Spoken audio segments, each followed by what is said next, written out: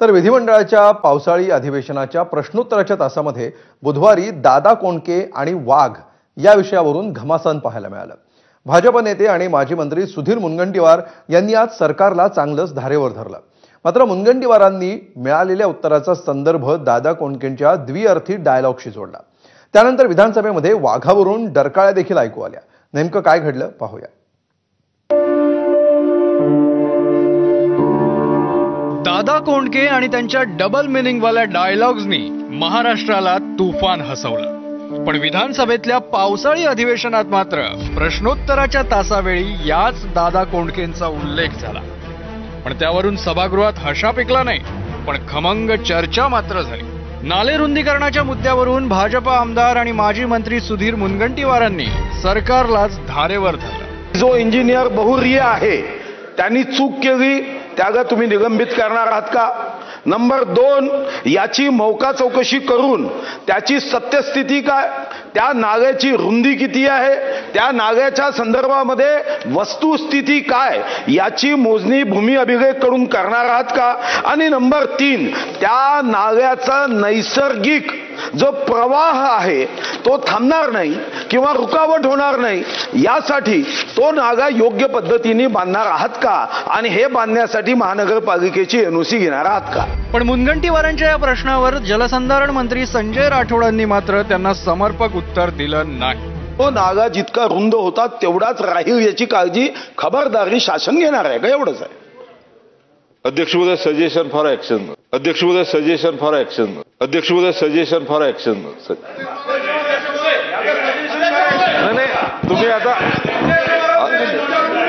अध्यक्ष महोदय राठोडांच्या या त्रोटक उत्तरावरून मुनगंटीवारांचा मात्र संताप झाला आणि त्यांनी दादा कोंडकेंनाच मध्ये आणलं। मंत्री महोदय आमचे मित्रही आहे, नैसर्गिक जो नाल्याची रुंदी आहे ती कायम असावी, ही सजेशन फॉर ऍक्शन काय? हे action, only action, no reaction असं असलं पाहिजे।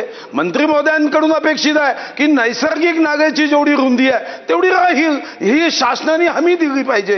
ही हमी न देता सजेशन फॉर ऍक्शन म्हणजे काय? हे द्विअर्थी झालं। दादा कोंडकेचं उत्तर आहे काय? मुनगंटीवारांचं राठोडांच्या उत्तरानं समाधान झालं नाही, त्यामुळे आपली तीव्र नाराजी विधानसभा अध्यक्षांकडे त्यांनी व्यक्त केली आणि अध्यक्ष राहुल नार्वेकरांनी राठोडांना सूचना केल्या। मंत्री महोदय, जे आता सुधीरभाऊने आपल्याला माहिती दिली आहे त्यावरती आपण व्यवस्थित विचार करून उपाययोजना करावी।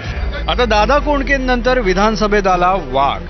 वाघाच्या हल्ल्यात मृत्यू झालेल्यांच्या कुटुंबियांना शासनाकडून दिली जाणारी मदत वाढवावी याविषयी विधानसभा अध्यक्षांनी स्पष्टीकरण दिलं।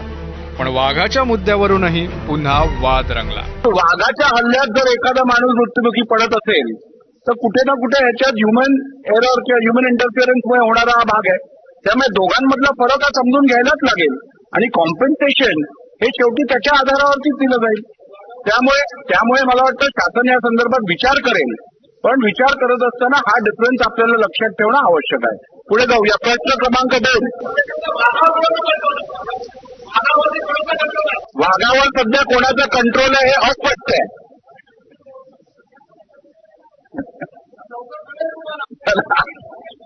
प्रश्न क्रमांक 2, मुख्यमंत्र्यांनाचा टोमणा नाही ना, आता वाघाचा विषय संपलाय। ते वाघाची शेळी झाली। सुधीर भाऊ बोला आपण।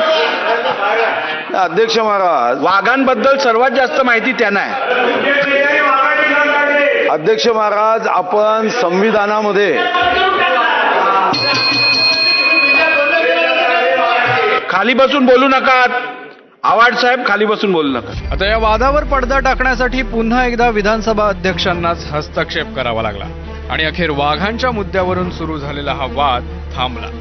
पण पावसाळी अधिवेशनाच्या तिसऱ्या दिवशी दादा कोंडके आणि वाघ यांची मोठी चर्चा रंगली।